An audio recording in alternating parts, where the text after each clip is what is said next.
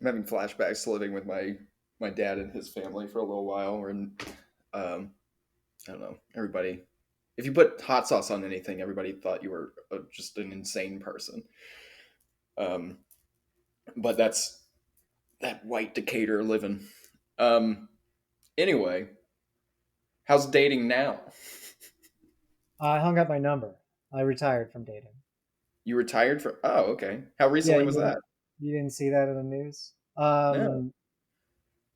Well, I think I was talking about this last time, but I was seeing this girl for about a month, and Mhm. then um, she she got weirded out by my stories and stopped. She was like, I don't want to see you anymore because I was too well because she couldn't handle the recovery, and that's something that I keep running into is that people they want to hang out, and I'm like, well, I'm in recovery, and then they're like, oh, that's cool. Do you mind if I drink? And I'm like, well, yeah, I don't mind if you drink. It's fine. Just don't get like drunk around me or try to get me drunk. And then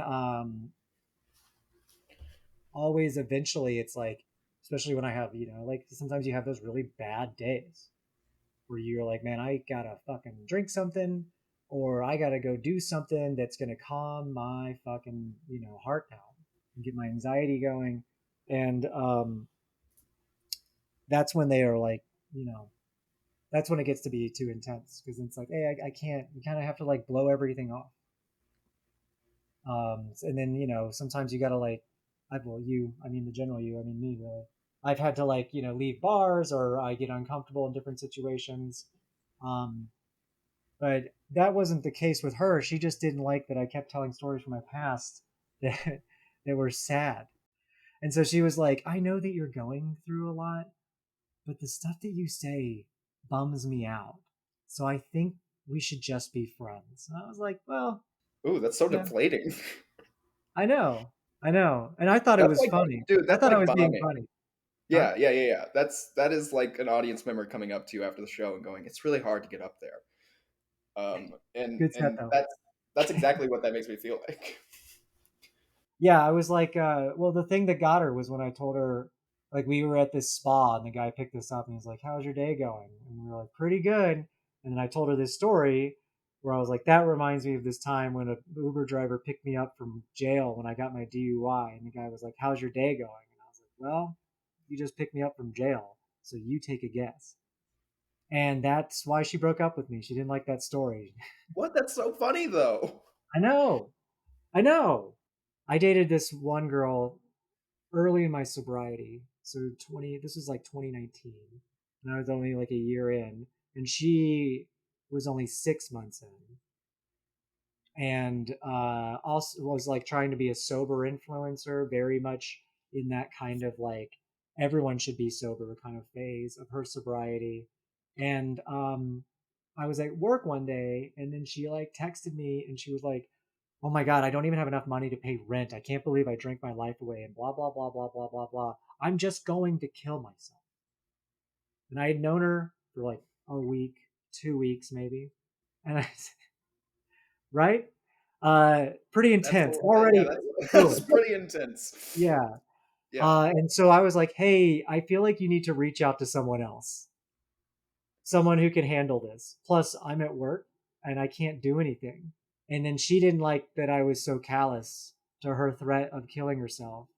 And so we stopped hanging out. Well, I guess I haven't had as many um, dating experiences as you through sobriety because I've just been with two people in kind of not kind of in committed relationships. So dating itself is something that's a little bit out of my wheelhouse anyway. So I'm like a serial monogamist. Yeah, I'm I'm a certified slut.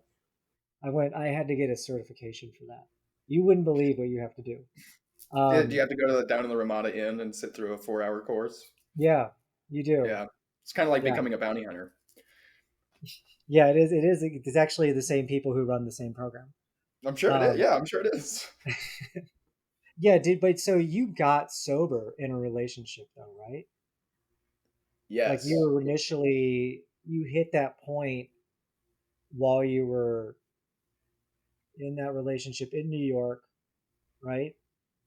Do you want to talk about that? Like that's a pretty big deal. Like that's a game changer in some relationships, or like Well, and it turned out to be the case, because we there were a lot of reasons that I got sober, but I think that we've discussed this enough where I don't I don't know the exact term for it, but when you get sober, not admitting that you're an alcoholic, but you're just trying to use a different reason to get sober. Um, like for me, it was I keep messing up going out and doing shows. I'm not committed to stand up. I need to quit drinking and start being like all these other guys out in New York who are really serious about this because it doesn't feel like I'm serious about it. And that was a week before the pandemic started.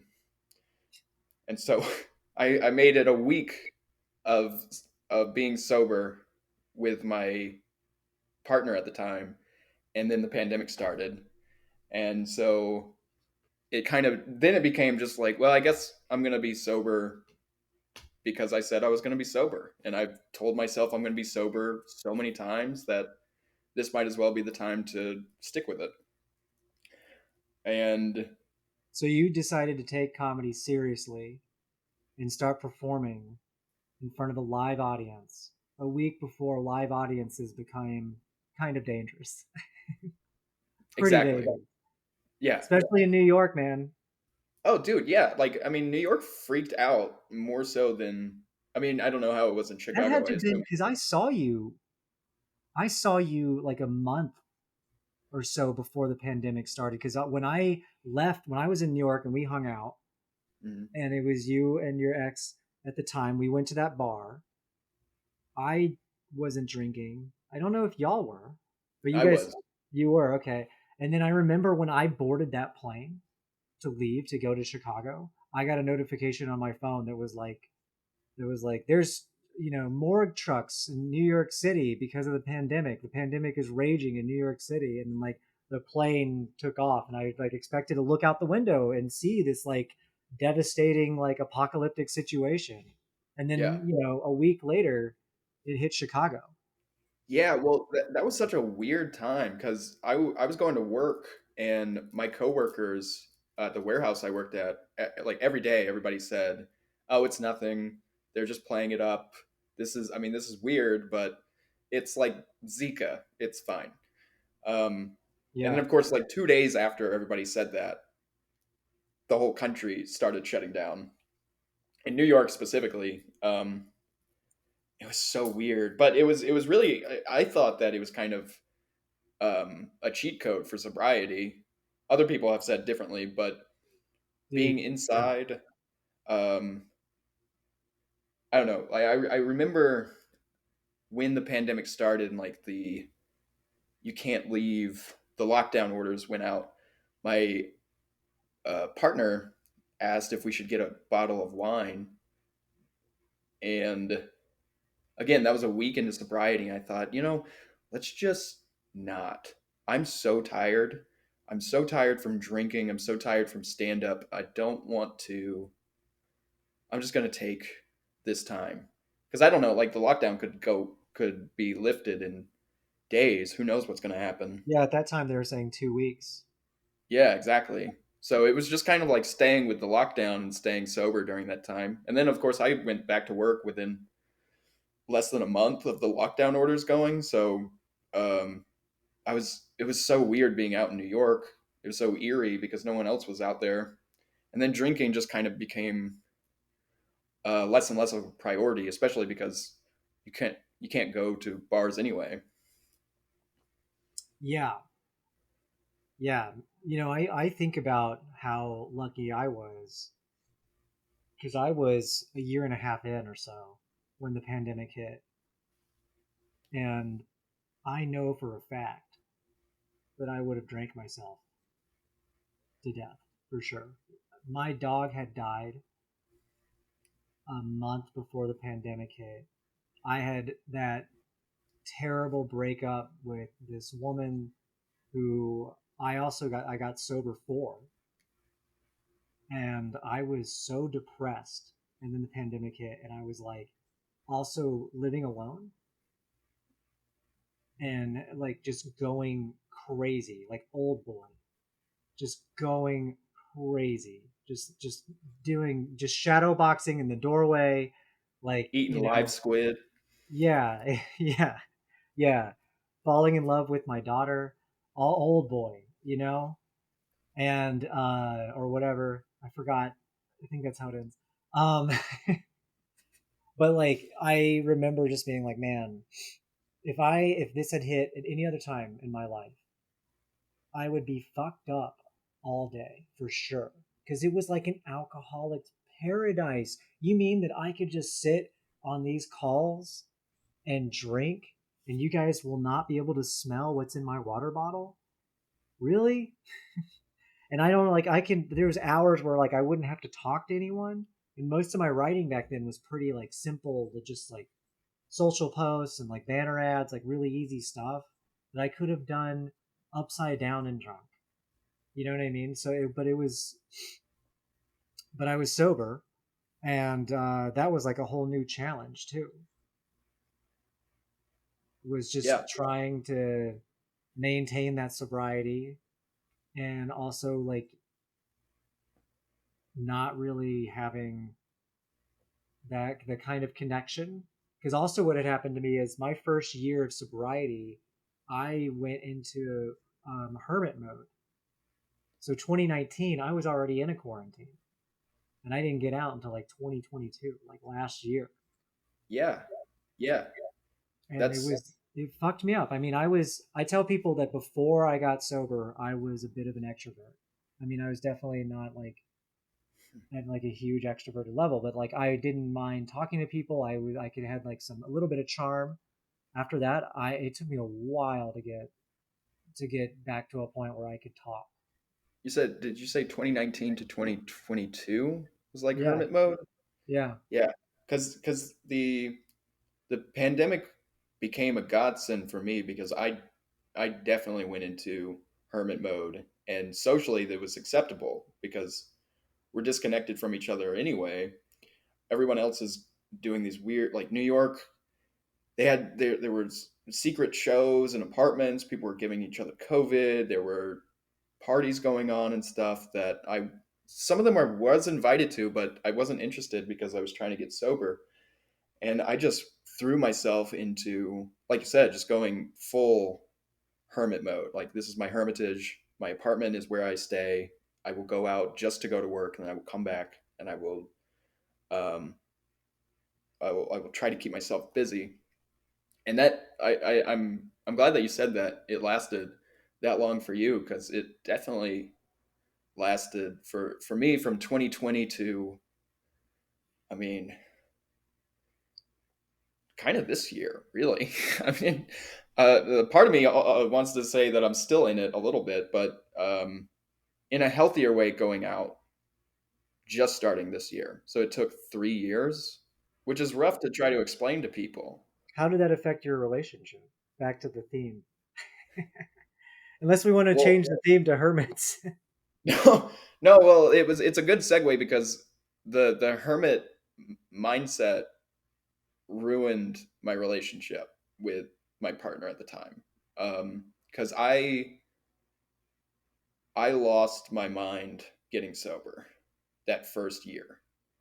I think it was just a lot of different things, like getting sober on top of being overworked, being tired, grinding in stand up, be becoming bitter with stand up, all these other things that affected um, that made the becoming a hermit so satisfying and appealing. And then, with my ex, I can't really. There's so much to there's so many details to cover, but really it just kind of pulled us apart in I think a healthier way. I mean, it wasn't that way at the time, but I was going in my direction and she was going in hers, and I think that we could see that we weren't matching up because of the sobriety. And I think that the scary thing was that we saw how we weren't matching up even before sobriety, because we could blame a lot of things on drinking that we could no longer blame on drinking. Like any of our arguments, any of our fights, any of our even just simple miscommunication can't be shoved under the bed anymore, because we wake up in the morning going, "Oh man, I'm sorry about that. I had one too many." And kind of lost it there. But then you wake up the next day being sober and you go, oof, oof, maybe we could talk about this later. But that was, sorry about that. I don't know what happened. Um, and so, we made it a year and about 3 months together in sobriety. A lot of people applauded us because they said that that usually breaks couples up, when you get sober together. And then, of course, then it did. But Oh, they got sober too. I didn't know that. yeah, yeah, they did. I don't know. I don't know where they are currently, but we got sober together. Damn. Damn. That's crazy. The amount of hazard pay I was paid during the pandemic because of having to leave the house at all and get on the subways. Um, at the time, of course, no one knew what how it spread or anything like that. And if I had drunk that money away, I would. I there's no there's no way that I wouldn't be like stuck in New York right now or stuck in my dad's attic, um, living God knows what kind of life. But the fact that I did get sober at the time, allowed us a level of freedom that became kind of the mantra in my mind of like, oh, sobriety equals money. This is why you stay sober. Yeah. I wish that was true for me. I found in my sobriety that I'm bad at money and spending, even if I'm drinking or not. What was the thing? Like, did y'all break up sober? And it What just do you too many mean? I mean, fights? yeah, we were Like we were you didn't. sober. There wasn't like a relapse and then they broke up, or like you know. No, the friends that we had in New York, her friends, were mostly sober anyway, so we had a good support system to stay on track.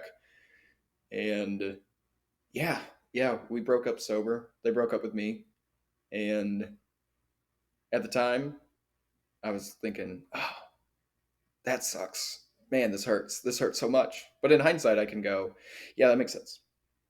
I don't know why you didn't do this sooner, but I'm glad you did this. Yeah, I got sober for a girl. It was 2018. I had been freelancing all year, and I was making a ton of money. I was making $2,000 a week and drinking $2,000 a week. I mean, it wasn't all drinking. I was also getting drunk and like buying things on Amazon that I thought that I desperately needed. And my rent was, I lived above a bar, but my rent was only $400 a month because it was this like, I don't know, man. It was the kind of place where you sign a short term lease, if you know what I mean. It was very small. And I ended up getting evicted because they found out I had a dog, but that I was hiding. But that's not the story we're telling today. So I moved, and um, the the girl had her like mom over, and so she was hanging out with her mom, and I got drunk. I like went to this bar near me. It was this kind of divey kind of bar with the neon signs and like just my style, right? And the beer and shot special. And I know, if there's anything I miss more, it's a beer shot and a cigarette. Sound like a fucking country song.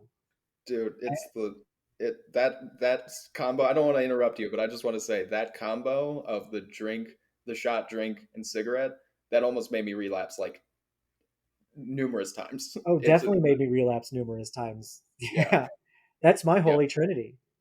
And like a Jehovah Witness, I don't believe it anymore. And so, you can laugh louder so that they have something to laugh at as well.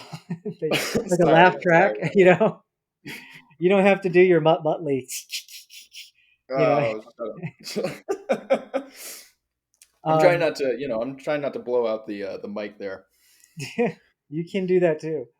So we one night, I get on Tinder and I like end up, or no, I had some girl that I guess I had hooked up with before, and I was like inviting her over, and she didn't come over because I believe I canceled it or something. I'm trying to remember, but I was blackout drunk. I was super drunk. I spent 9 hours at that bar.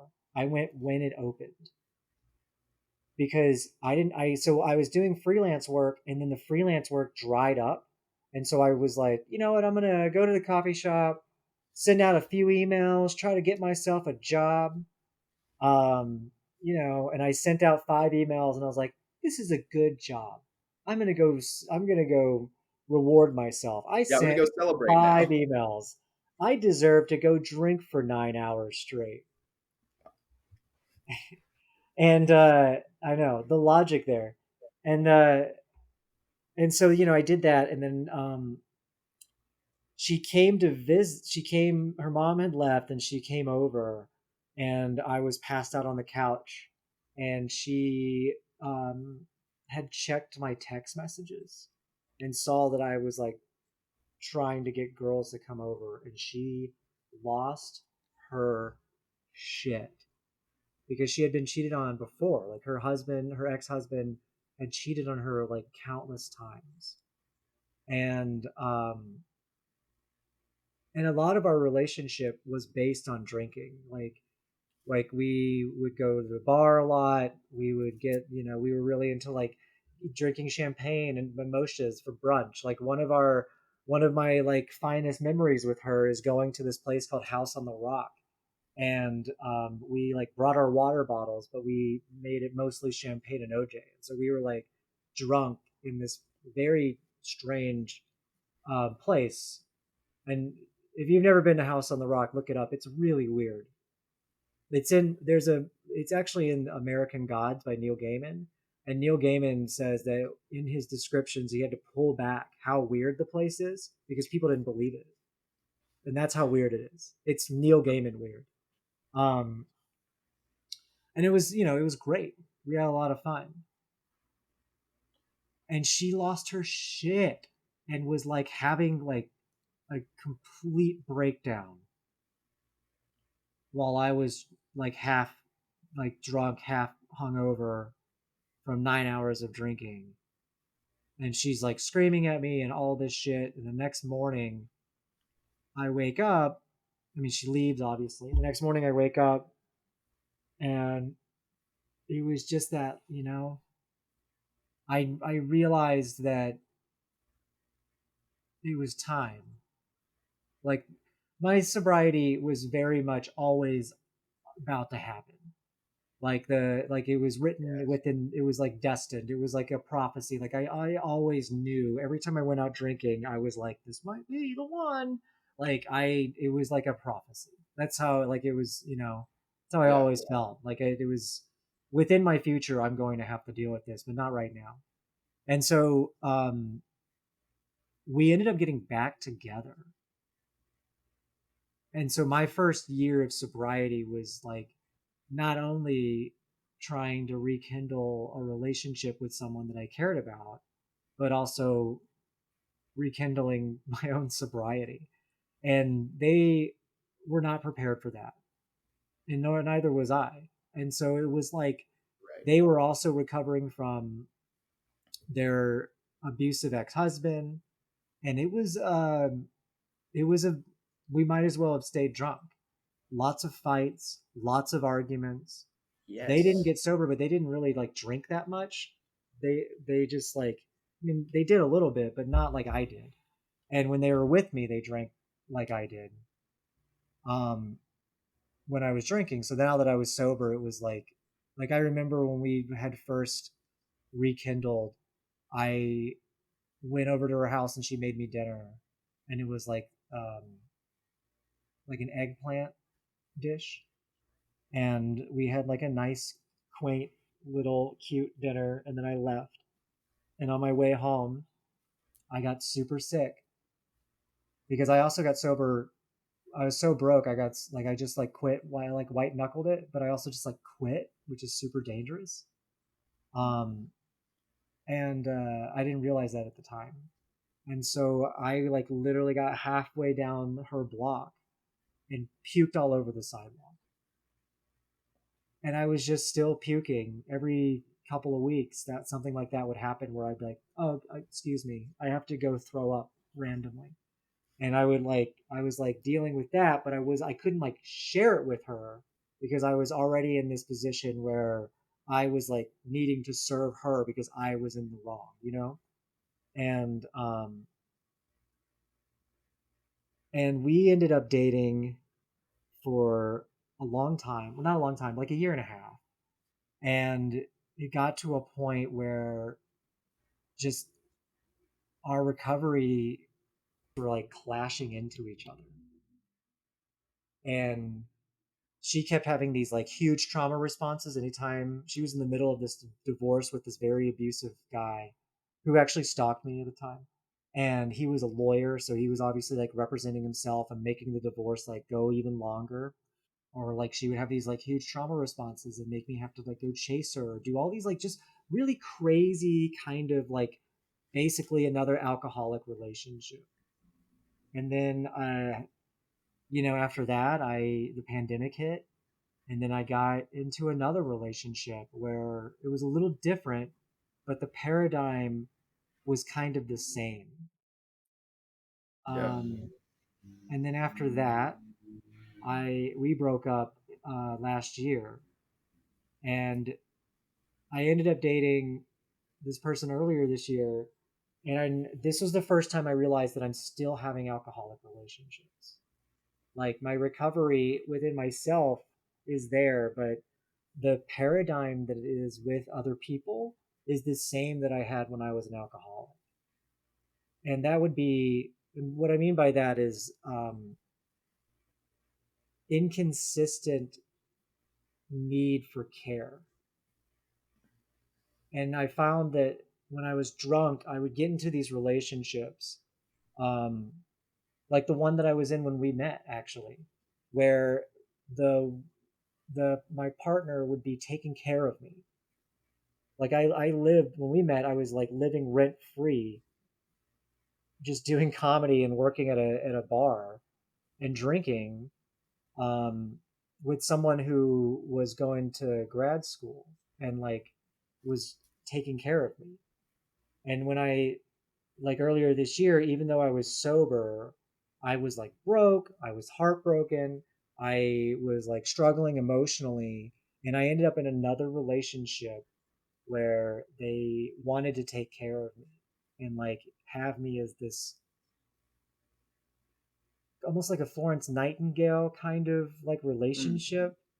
But both of those relationships had the same outcome, which was that once I started getting a little bit of agency over my life and a little bit of control, they didn't like that because the paradigm was shifting.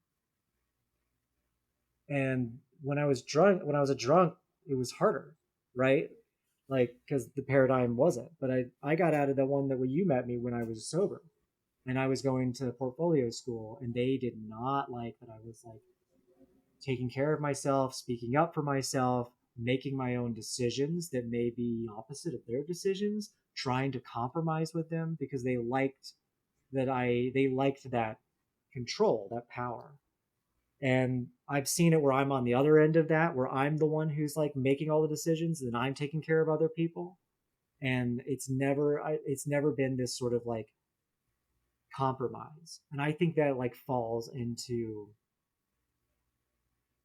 what an alcoholic relationship looks like. Because even in the relationship I had with you, they were also drinking constantly. And even my first relationship when I got out of college, that was when I probably my drunkest. That most definitely my drunkest. And that was where just inconsistent need for care and just inconsistent lack of connection and a definite resistance to any sort of compromise, which is key, right, in a relationship.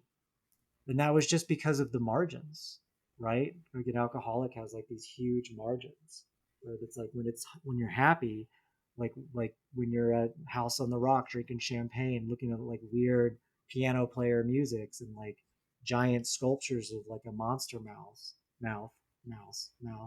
and like dolls on a carousel. It's great.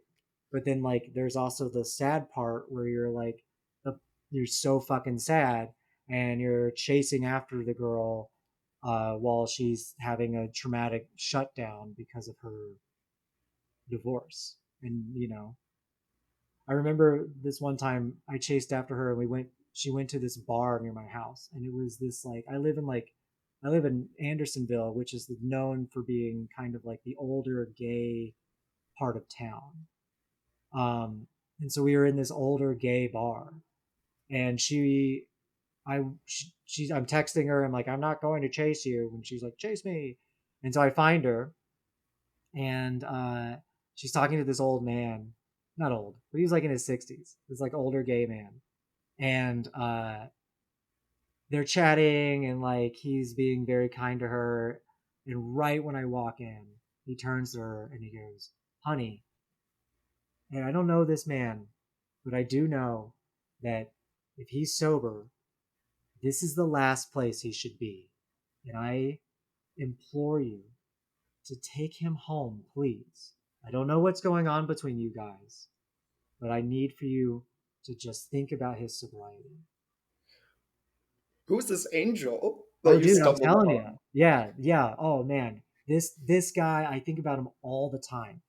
And her response was like, well, what about all the stuff that, why does it always have to be about his sobriety? What about the stuff I'm going through? And like, she has this like very like toxic response to my recovery. And then she like ran out the back through the emergency exit. Thank God it wasn't on. Uh, and I chased after her. And I never saw that guy again. I think about him all the fucking time. He like went straight from like being like entertaining and making her laugh and like this, and then right when I walked in, it was like and scene, and then he went right into this speech that was like just exactly what I needed to hear. Yeah, that's amazing. I know, I know, yeah, but yeah, I Well, and just think that like the struggle in recovery is not just an internal one. It's also about like the relationships and the paradigms that you're in. And sometimes I meet sober people and then I see them still struggling with relationships and I'm like, I mean, like myself. And there's other reasons, right? There's like all these different reasons, but it's hard to kind of break this cycle. yeah, well, that was that was the catalyst for my relationship dissolving in New York, where I didn't understand what sobriety was because I had never been sober, and I certainly didn't understand what recovery was. So when I first got sober and I got like addicted to contemplative exercises or meditations and stuff because it was just a substitution. Like, I can't go out to drink. It's the pandemic anyway. I'm going to shut myself off in a room by myself and I'm just going to meditate for an hour every morning and every evening before I go to work, after I get home. And now, while I still do that, the difference is at the time a lot of trauma came up, and it was all stuff that you would just drink away, or you would have no idea that it's there anyway because you just stay in your constant state of, I don't know, just drowning stuff or running away from stuff. Yeah, it's at the bottom of your to-do list.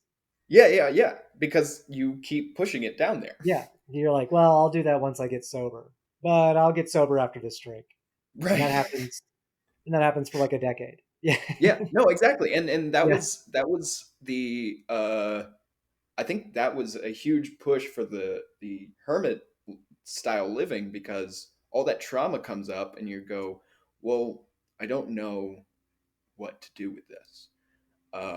Because this all this stuff feels like, it's funny, it's like this is stuff that I probably should have dealt with 10 years ago, and because I didn't, none of it feels like like none of these memories belong to me. But for some reason I have to Weird. deal with them. You know what I Yeah. mean? Oh, totally. Yeah. I always tell my therapist that it feels like quantum leap. Yeah. Yeah, no, exactly. It's the man, I was talking to myself about this the other day, but like What? I What was that sentence? You were talking to who about it? my only friend, me, the other day. You just refer to. I was talking to myself about this. So were you talking out loud?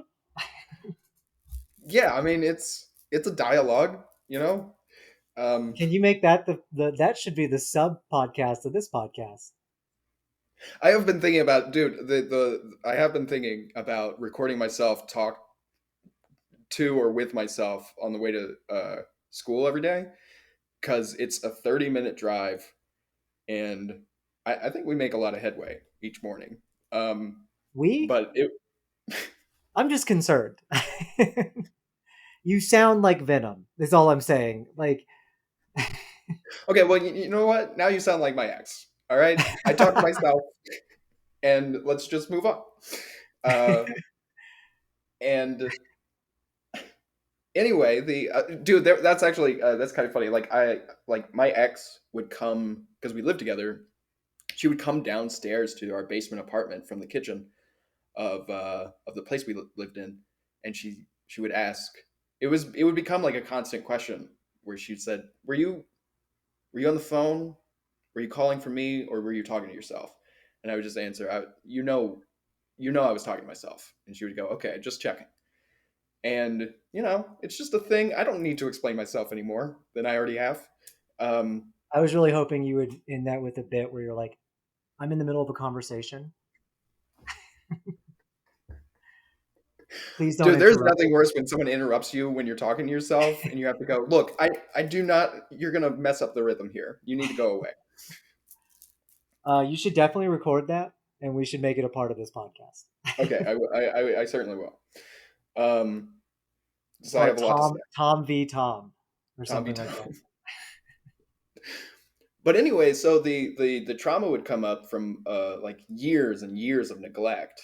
Um, and that really started like the whole crumbling of my relationship, because I had no tools to deal with it. It was a pandemic on top of that, so it's not like you could kind of reach out to figure it out.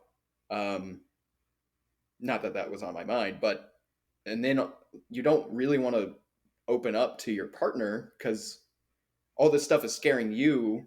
Like, why would you want to talk to anybody else? You got to like, I think I was still in the process of, okay, I can hide this. I need to, it's, you know, I don't know what to do with this. So all I know what to do, all I know to do is to continuously hide it. Therefore, I'm just going to keep doing that. And then it bottles up. And because you're not drinking, it comes out in different ways. Um, which, again, destroyed my relationship Yeah. alongside other things. But I think that that was a weird obstacle to get over. Um, I mean, it reached the point where she said, like, if you don't go to therapy, I am leaving you. And me being me, I was just like, well, you should just leave then, because I'm not going to therapy. And Very um, alcoholic response, Tom. Very much like, oh, you know what I'm going to do? Self destruct. yeah, I would Thanks for rather giving do me the that. option to self destruct. I could just make the opposite decision and just go to therapy. Yeah, I could save my life right now by just saying yes to you. But instead, I'm going to make I'm gonna just set off the grenade and go fuck off. Yeah, I'm gonna keep ruining everything. you don't tell me when I can help myself. Yeah, thanks for the ultimatum. I'm glad that this was a choice now. That was the thing. That was that. Did you literally were like "fuck you" and then you left? And then she left. Well, I calmed down and I said I'll go to therapy, and um, I mean, she, God bless her, because she was like, okay, thank God you'll go to therapy. And then but I think the fact that I was so adamant about not going, it poisoned everything. Because like a couple weeks later, she said, I can't believe you said no. Like it was either me Yeah, and go to therapy, or not me, and you chose not me. yeah, And I was kind of, I was like, I'm sorry, I'm a jerk. I'll go to therapy. But I poisoned the well by doing that. Um, yeah. I mean, I could see. I've been on the other side of that, and then the one I was just telling you about, the one that ran to the bar. I was trying to get her to start seeing a therapist as well because I couldn't, you know, I couldn't yeah. handle everything that was happening. I was doing my own thing, and I was seeing a therapist. I had just started seeing a therapist, and they actually were like had seen a therapist before and was very well versed in therapy. But Hmm. when I asked, their response was, "I'm good. I don't need to see a therapist. I'm good. I'm fine. I have my friends. I have my art. I'm good." Which to me is the number one sign you need to see a therapist. If someone's like, "I'm good," I've had actually multiple people tell me that, where I'm like, "Whoa, what does your therapist think?" Like, I don't need that. I'm in the happiest I've ever been. I'm in the greatest mental health in my life. And I'm like, that's not how therapy works. It's sort of like a consistent practice that you got to keep going to. Um, Well, that's why but it I broke my heart because I think it was yeah, what I was hearing was sorry. What I was hearing was, I don't care about you. yes, I was yeah, hearing like my trauma is more important than our future. My past is going to dictate my life beyond that's beyond you. And like I was in this situation where I was like, I'm trying to fight for a future. And we were like in our early 30s. So what I'm like, this is like I'm trying to get married and have a baby and stuff like that, and like go on trips and like do these things. But I need for you to kind of like package your shit up a little bit and like find an outlet for it. And instead, she's good, but she wasn't good because her stuff was like hurting me right. because she was running to bars and stuff like that. So I can totally see. Sorry, I don't mean to like keep hammering it in, but you really fucked that up. No, I'm just, uh, No, I mean but that's the thing. I think that it was important for me to ruin. I think it was important for me to lose everything, yeah. because that was the only way that I was going to actually learn a lesson. But I had one ex on tell me what after we yeah, broke up because they were also kind of having similar issues. Uh, that some trains just got to crash, right. and I remember thinking, where was that insight when we were together? That's so insightful. And they just kept repeating it. I'm like, God, stop making me fall back in love with you with this insight. And so that my failure in that moment was a was I mean, it helped me get to a place where I could start my recovery. But what it also allowed me to do, and based on your help and other people's helps in my life, is to gauge whether or not I was in a relationship that, I don't know, I guess to use your term, but being in an alcoholic relationship, even me not being a drinker anymore, because a similar a similar dynamic emerged with this person that I was seeing, where eventually I got to the point where I said, "Look, you know, I need you to go to therapy if we can, if we want to continue doing this." And when their response was my response back then, when they said no, I don't think therapy works, or it's not work for me, or I'm not going to do that, then it was immediately like, okay, pull the ripcord. We're not going to do this, because I've been that in that mentality. I know that, and That's so weird too, right? When they when you're like on the other end of conversations and you're like, what is this weird hell? It's like you're living the same that was the story thing. but Yeah, from that was the different thing. perspectives. I'm like, I think it was your perspective on this that made me see that, like, oh my gosh, I'm doing is looking in the mirror. I'm still in the same. It's like I'm in the same place. Like Yeah. I'm just in Hades right now, and I don't know how to get out of this. Um, Other than just like making a completely different decision, but without Well, the without being able decision to see that. this decision is abject loneliness. And that's kind of like that's the thing that's like, where you're like, ah, fuck.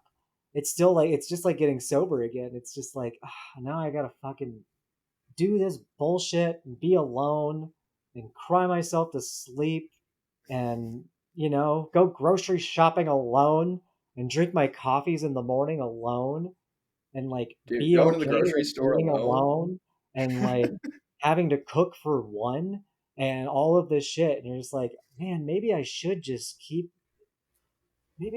stay in this toxic relationship. That's it. That's it. Because we were both very on board with, like, let's do this. Let's go all the way. Let's get married. Let's do the married life, kids, everything. And when you start seeing that, I don't know, you can kind of convince yourself of anything. Like, you love this person so much and you want a future with them, so you kind of allow things to happen. You allow you allow to be hurt by them, their decisions, so that you can stay in this place that seems stable, but ultimately is not. Like, drinking is stable. Like, when I drank, I could drink for years and everything was fine on the on the outside. But even on the out, like, you can convince yourself of anything. One thing that I always missed out on is like those deeper connections that I've seen. I know they exist. I've seen them. They're like, but they're always like over there. Hmm. They're at the table across the restaurant, or like now that I'm sober, they're like through the window of the bar as I'm walking to yoga. Yeah. You know, and it's like, yeah, it's like, what do I do? How do I get that? What did I do wrong? And it's kind of like, when you completely misunderstand a concept. Like I used to think that goats were male sheep, like well into my 30s. And it feels like that. It's like, what am I not getting? What didn't, like, no one told me. I've seen a goat. I don't think I've ever seen sheep up close. So that's why. Hmm. And it feels like that. Like I don't know because I only know representations of sheeps and maybe they're not, and they look like female goats to me. And so right? So it's like, I don't know if this analogy is working as well as I was hoping. I'm not sure, but it's fine. But my point is, it's like, I feel like the way out of this hell is like always eluded me because I don't know what it looks like a sheep. I mean, I kind of know what it looks like. It's fluffy. Yeah, yeah. It's, but I've never been up close to it. I've never hugged a sheep, made love to a sheep. taking a sheep out to dinner. I've never done that. I'm just a goat They're very looking. gracious if you do. I'm just a goat looking for a sheep. You know, But okay, so that all I've figured out, and by that I mean all that I've learned from talking with you and talking with others who seem to be in a much better place than me, of like emotional maturity and sobriety and all that. than me. Um, Is that what you yeah, then said? you. People who are just um, like way cooler than you. They got more money. They're yeah, more yeah, handsome. yeah. Um, the thing that well, okay, so there was a point in my previous relationship where I went to a party with them with my partner, and there was a lot of drugs and a lot of alcohol. And in my mind, I think I I I assume that I'm better, like like in terms of sobriety or recovery or whatever. Like I can deal with being around people drinking.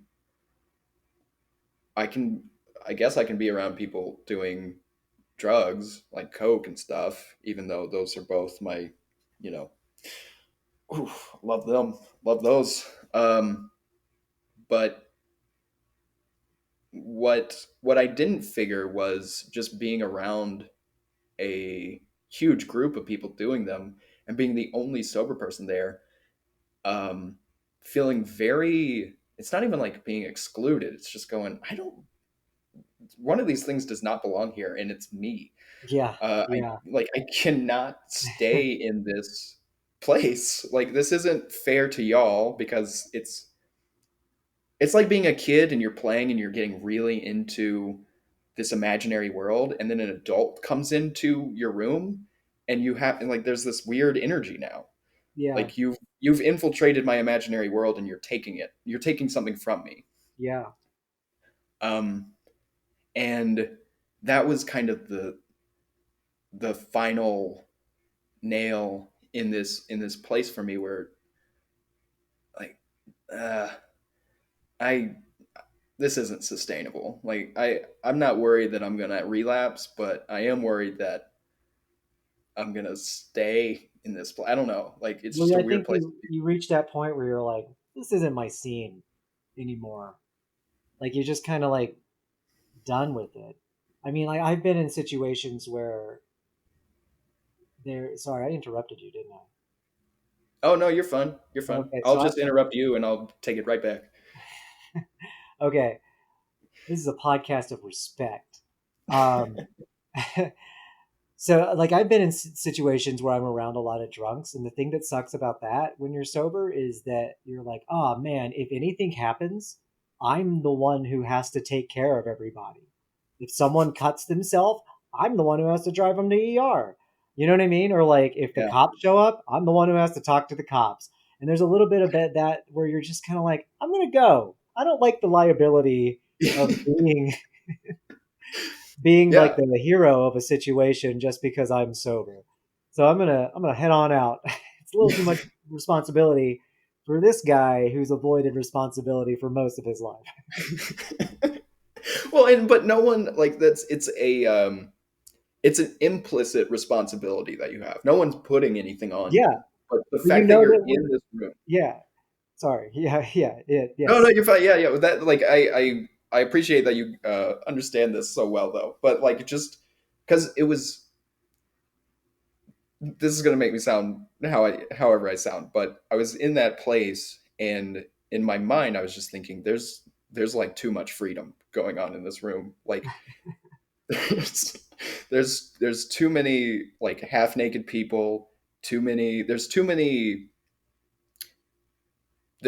factors that could easily lead to an orgy occurring and I can't be even a witness to that and I need to leave. I need to get myself out of this place, this position. Well, that's okay. There's also a side of that where you're like, okay, an orgy might be occurring, and then the next morning everyone's going to be like, man, we were so fucked up last night. I can't believe we had sex. And then they're going to be like, except for you, you were sober, weren't you? And you're going to be like, yeah. And then you look very bad. Really, Like really bad, dude. kind of like a predator. Yeah, yeah, And yeah. Yes, no, that's it, dude. Like I don't. That's it so. sucks That's because we miss out on all the orgies and no one invites me to orgies we don't anymore. go, no, there's no sober orgies. Like what the fuck is a sober orgy? Yeah, how does a sober orgy even start? Exactly. Like, It there's starts in an no. AA meeting, I'm pretty sure. Well, 13th step. Um, the that's the problem with dating when you're sober because you don't, like you said before, like you don't want to go. Maybe you want to be with someone who's also sober. That's fine. But if the levels of intensity match each other, then it's just there's something.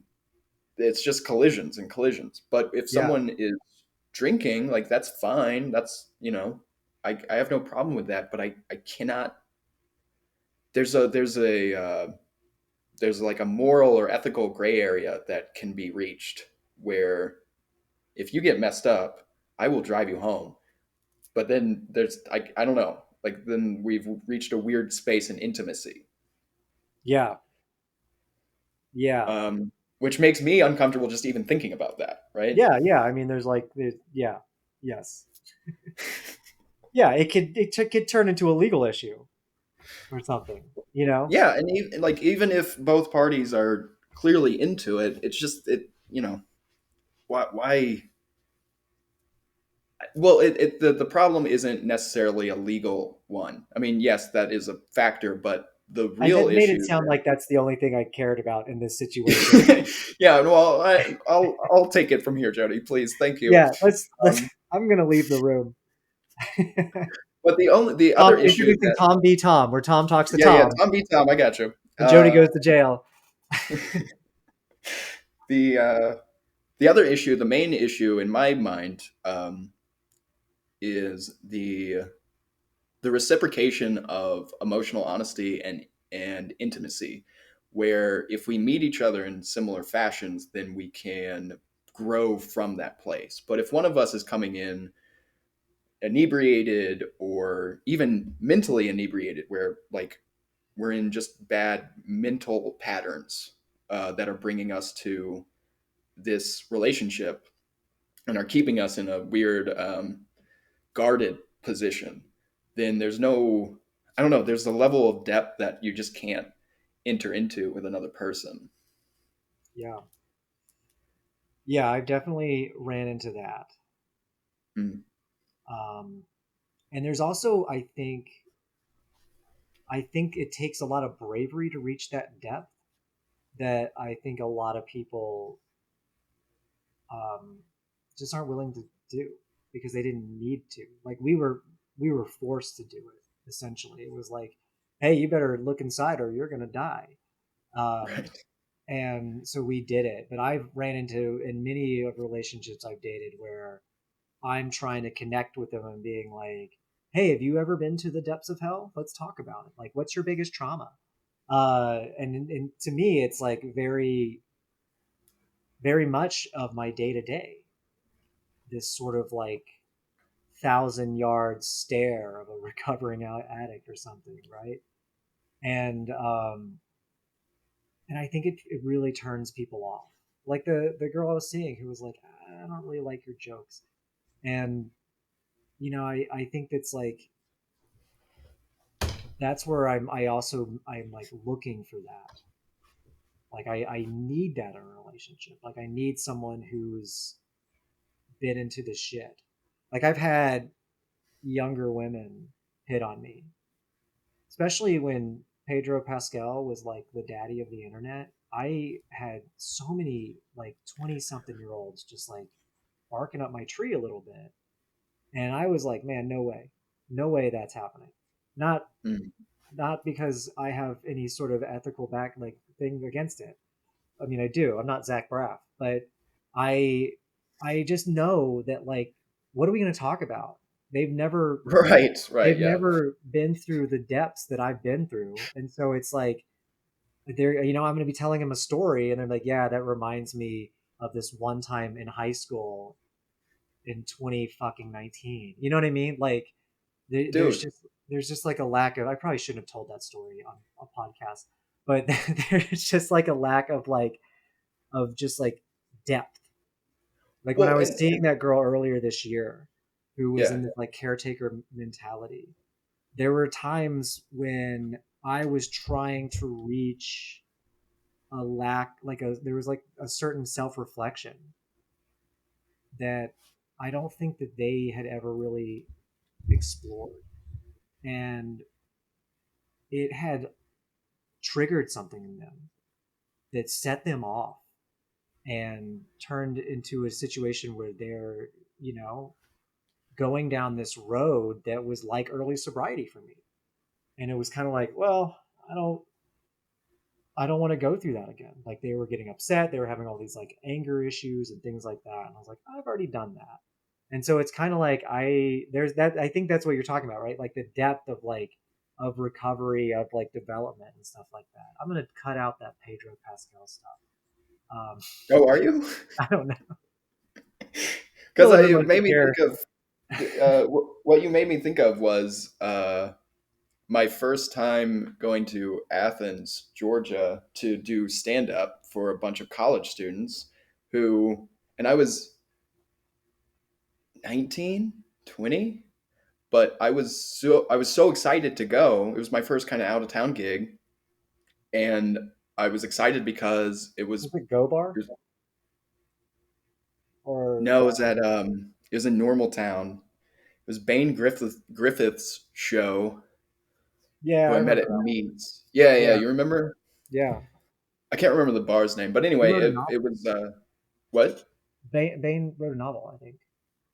did he? Yeah, about Good for alcoholism. him. I think I'm Huh. thinking of the right guy. Um, Shout out Bane. Yeah. But I went to this show and I was excited because it was going to be people my age or relatively close to it, and I ended up just bombing because these college students could not get on board with anything that I was talking about, which of course was all this, huffing freon and being a drunk and just being a wild person. But then, that's why Limerick was such a great place for me because all those people get it. Yeah, Like that was being a around, Freon hopping crowd. That yeah, was that's right. yeah. That's right. And so I can relate to your story because, um, but I don't actually, now that I'm thinking about it, it's like, am I just like a 50-year-old man who's just been in this body? Because why can't I get anybody my age to relate to me? Are you implying that I'm 50? I was going to say 40, but I thought let's just be a little hyperbolic about it. It was a Um, little too close to home because I am pushing 40. So I'm glad that you at least tried to. Yeah, that's great. Thank you. well, Thanks. yeah, if I had Yeah, we said can cry 40, it about would have that one been like later, I Tom. would have been shooting at you. I don't want to do that. So I said 50. Yeah, I mean, I actually But then you remember. like Go ahead. what? No. I was just going to say that like if you find the people that you relate with, and if you can't relate with anybody, whether you're drunk or you're sober, then I don't know, it's kind of difficult to cultivate relationships that are meaningful because you talk with people and it just you feel more and more lonely, um, just because you are in a different place of development in terms of your own journey or whatever. Yeah. Like I was thinking about this, drinking has stunted me in a lot of different ways, where and recovery has helped in a lot of other ways, but there's this kind of scales within me which is there's kind of tilted this way in some ways, tilted the other way in others, but it's still this balancing act that maybe it'll get better, I don't know, but at this point it just feels like I exist and it's very difficult to talk with other people Yeah. about how that works, you know? Yeah, it's I feel like I overloaded my skill tree Yeah. and I didn't put it in some other things. So there's times when I'm like, what's a credit report? And then there's other times when I'm like, oh, Yeah. you're in the depths of depression. Let me help. I know everything about that. And it's, and it's kind of like it's there's no balance there, Yes, exactly. and it is very difficult to relate to because like I was saying, like how can I hang out with these people who haven't really done their recovery journey or like gone through the depths like I've gone through. But then the ones that have sometimes are also alcoholics. And so you meet that same kind of wild energy that isn't good to be around. And so you're in this kind of limbo state where the people you want to be with are over there and you're over here trying to get over there, but they don't want you to go over there because you are obviously toxic because of the Yeah. shit that you've learned when you were, you know what I mean? And so that's like, there's no bridge. And if there is a bridge, it's a bridge like through, people be like, oh, okay. And then they come in and they show that compassion and that compassion to like help you. But then that also sets off the alcoholic in me being like, I can help myself. And then you end up just like destroying that, and it's this constant sort of like, at least for me, it's this constant swirl where I can't, I can never find the words to say what I'm saying, and when I do, they don't get it. They don't understand what I'm saying, and it's really weird. I think one thing that I really struggle with, especially in my first few years of sobriety, was I was like watching my life and the world like TV.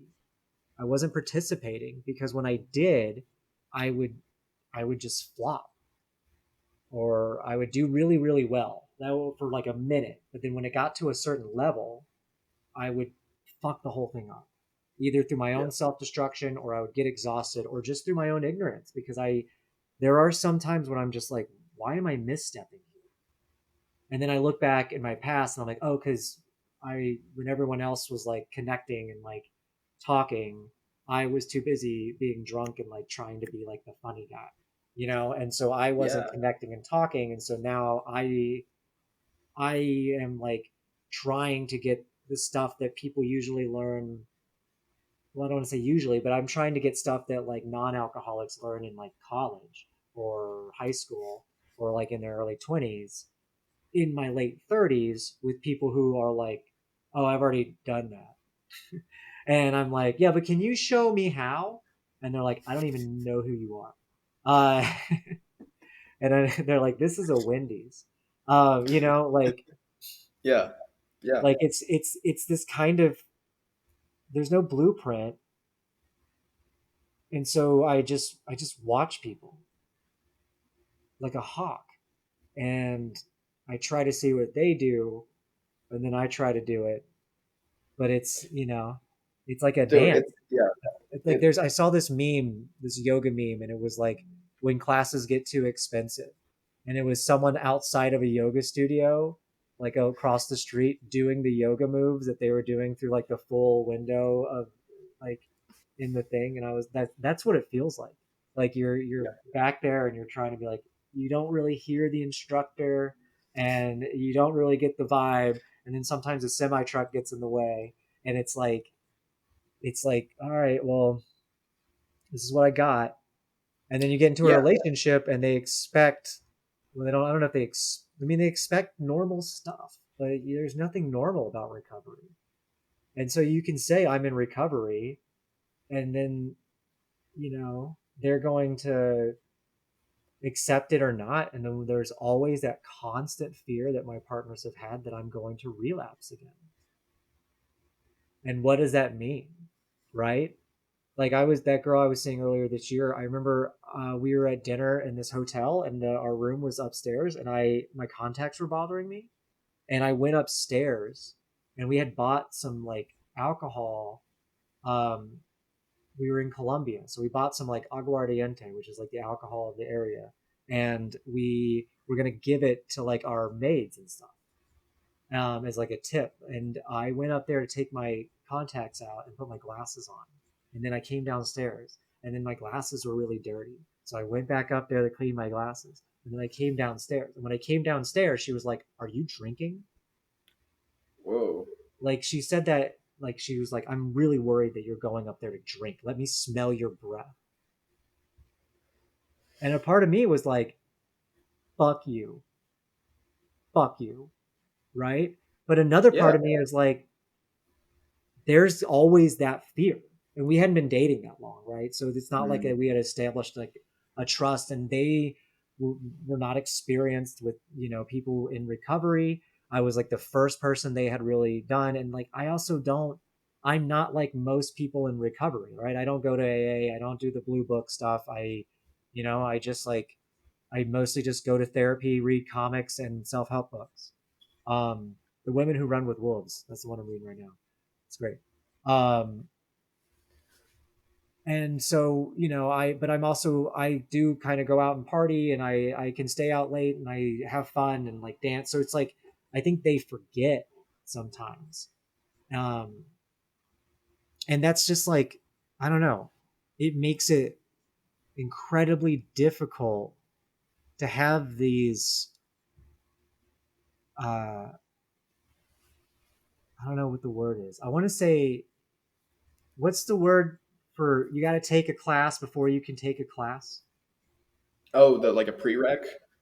Yeah, yeah, yeah. I can't say the word, so I'm gonna get you to say it. I can say prereq, but I can't say prerequisite. Prerequisite. Prerequisite. Requisite. I think it's Prereq. easier for us to say prereq Prereq. because yeah, Right that before implies that you know what you're talking about. the rep. Um, Yeah. but you have these prereqs before the before anyone even wants to get into a relationship. And then how do you even do that? You meet somebody and you're like, "Oh, hey, nice to meet you. I'm going to charm you for 2 dates, and then I'm going to give you a bunch of reading material." It's like, or and it's like, Yeah. and it's just like, you're already asking a lot out of someone. Dude, right? Yeah. That and like that's been the issue that like is a new issue as someone in sobriety with like in recovery as a sober person and also religious. There's like almost too much. There's almost too much going on because like if you believe in God, great. I cannot tell you how much more you have to get over. Like you read the Bible, that's great, but like you said, there's other things that we're gonna have to cover. And and I don't want to worry you with so much information, but also uh, I don't know. It just seems so much easier just to let all of it go. That's why I retired. Oh, That's that's right. Yeah, the That's news. why I hung up my You hung it up. number. Yeah. It was getting too hard. And it also, like, I mean, I don't have the religious aspect, but I do a lot of yoga and I'm very hippie kind of woo woo, but I'm also not. And so some people are like, "I don't know, seems like you believe in crystals." And I'm like, "I don't." And so there's like, you have to start doing these like hard delineations where they're like, "I don't know if I Yeah, want to yeah. date you." Kind of seems like you're going to pull out a hacky When sack at any moment. And I'm like, "Well, that is a legit fear." And it's just, when you were explaining to someone that you definitely don't believe in crystals, then it's already an issue. There's a problem. There's no that's a huge obstacle to get over. yeah, yeah, exactly. Especially when And you you are a don't hacky look sack of a like, man, so yeah. I mean, but like, I definitely look like I'm one dashiki away from being problematic, and I get that. I get it. And I do believe, and a lot of my recovery is rooted in yoga and like movement and in like jujitsu. And like, I found a lot of my trauma through my body. And then sometimes I start talking about I didn't realize this until recently. Start talking about like somatic therapy, which is like this idea that we carry trauma within our body, and that through Yeah. certain like, you know, exercises and different things, we'll have these like traumatic responses that'll help get it out of our body instead of our mind. But then, like, just to get into that subject, there's like 3 books you got to read. You got to talk to a lot of people who do believe in crystals, and it's hard to get through that, you know? I would just like to put on the record that through recovery, because at the beginning of my recovery, I did get really into woo woo stuff. Beyond woo woo. There's not enough hours in the day to describe the kind of woo woo that I got into, but I was interested in dating like crystal people because it made sense in my head, you know? You Like, got to say what you were into, because it's what led you to where you're at now, didn't it? that's true. I got to honor that. But Yeah. I, the ceremonial magic stuff that I was into, and the yoga and the breath work, but mostly ceremonial magic. Yeah, those last Um, two things are just normal things, Tom, that I do all the time. I was You know, thinking like, man, I ceremonial should magic, pushing eating them. breakfast. Yeah, I was into like yoga, magic, meditation. Just I. But the magic stuff is so cool, and I really wanted to. Um, I wanted to meet people who were also into it, but what ended up happening was people who are into what I am into are just not the best people to hang out with. I don't know how to say that more politely, but Yeah. We've all um, seen that episode of King of the Hill. my one of my partners sent me that video, and I watched it, and I thought, man, this is exactly why I got out of it, because this is this is no good, and this is the height of like the magic life. So, um, but I think it's a problem with in recovery too, where and it might have to do with like the intensity of it, or what brings people to magic is similar to what brings people to recovery. Nothing's worked. I'm ready to tap. I'm out. And then you start doing, start living in a more intentional way and meeting people who are like that. I don't know. It's a lot. Like I'm in recovery and I'm already a lot. Talking to someone else who is in recovery and also a lot, I'd rather just hang out with people who drink a little bit, you know? Yeah. Yeah. No, I already, yeah, totally. It's kind of like, especially there's a part of it where you're like, that's my thing. Being a lot's kind of my thing. There's only enough room for my shit and not your shit, you know? And Yeah, it's yeah. I am a black church, and what I need everybody else to be is a Methodist church. Okay. exactly. Wow, way to circle back. That's that comedy. That's that callback comedy.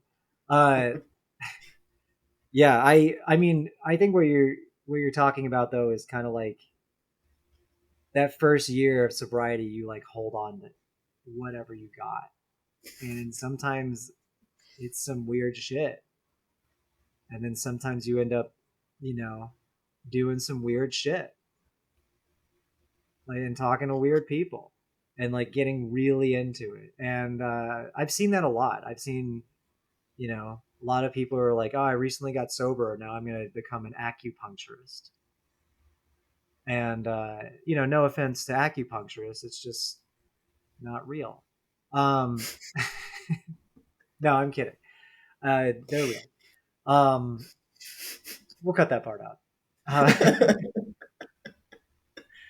but you know what I mean? Like people will get, like grab into things that they normally wouldn't have done. And I think what it is, it's the stability of it. Like you liked magic because there's a lot of lore, a lot of stuff to learn. You can really engross yourself into it. Like just fucking be that. That's all there is you think about, so that you don't think about sobriety, right? Yeah. And then it's also like there's control. And we lived in such a chaotic life. Like I know my life was just like reactive all the time. I never planned anything. It was just like I wake up and everything was an improv show, right? Zip zap zopping my way to the top, right? And when I got sober, I was like, well, fuck. Like every day, days just keep coming. Like the next day is gonna come. Yeah. And When I gotta does like this end? yeah, and it's like, so what do I do now? And anytime when I was drunk, anytime I had anything, I got to that point, I was like, all right, well, what do I do now? Like, well, I'd go get drink.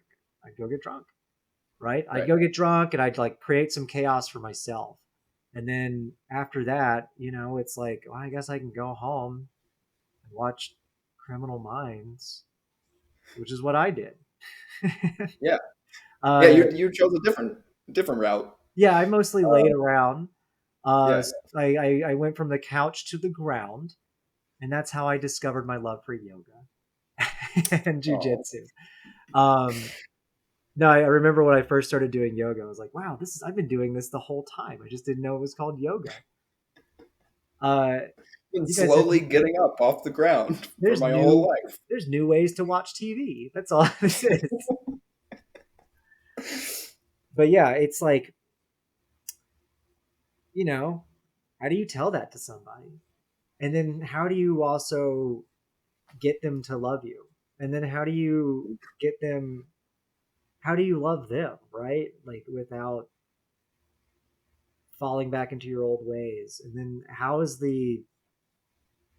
you balance that paradigm? Like when you're attracted to chaos and you're attracted to people who have seen some shit and you're attracted to recovery, you're also kind of attracted to alcoholism or addiction Yeah. or whatever. Like you're attracted to anti-recovery things. But then when you get with someone who is like, not dealing with all that, you're kind of like just watching Criminal Minds. Yeah. Where's the chaos here? Yeah, where's the Yeah. lore? Where's the Yeah. intensity, right? The thing that you brought to my mind though is the other day I had coffee with this Gregorian monk, Yeah, I love this bit. I which is love a this. wild thing to say. I like heard myself say it and just going, "What the hell?" Um, If anyone doesn't know, Gregorian are the monks that invented harmony, and they're the ones that do all the chanting. The it no si no not. That's Gregorian monks. Did you know that? Little yeah, it's music actually one of the history. first things that we talked about. So like, I don't know why I was on like a Gregorian chant kick like 10 years ago, but anyway, Was that really one I of the had first things we talked about? one of the first things that sticks in my head anyway. Yeah, Um, you were explaining to me how Gregorian music like took the world by storm in the 90s. yeah, it did. My Uh, mom was really into it. So yeah. So anyway, I was talking to this dude. He's this brother in the religious life. He's uncloistered, so he's out in the world, but he's also a monk. And he was telling me about how the the the life that he leads is difficult to explain to people because um, he can be in romantic relationships. He can be married.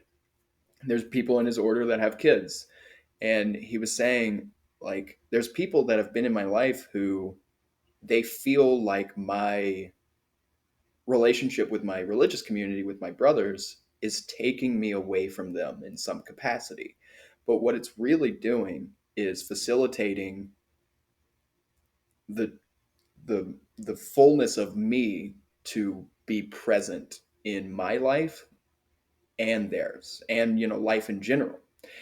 And it made me think like, wow, yeah, that's cool.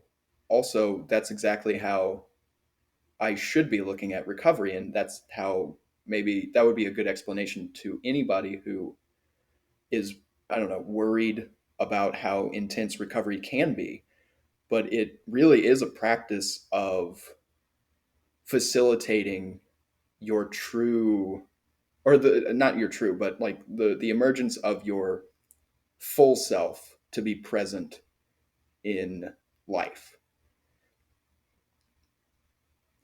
Uh, can you say that again? What he said? Um, Do you, do you remember?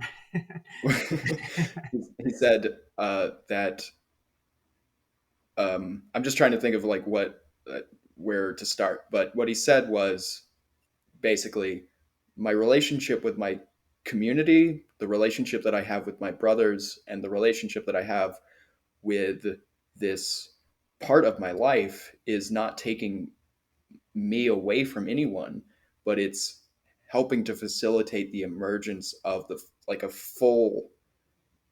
fullness of myself, The emergence of a full self. the emergence of my full self. Yeah, Yeah. Wow. Damn. Yeah, I definitely yeah, think that that is the struggle, right? That is recovery, the emergences of your full self. That's the thing that everyone in relationships that we've been in struggle to understand. Like, like the one who thought I was drinking. Like, it's the emergence of your full self. And I guess there's a lot of people out there not doing that. yeah. And it's a Regardless little of it's where they are in also their own journey. yeah, right? And it's also intense. There's an intensity in that statement uh that seems like that I think most people would shy away from. Maybe. Well, it's not a normative approach to life, right? Like it's hard to conceptualize what it is to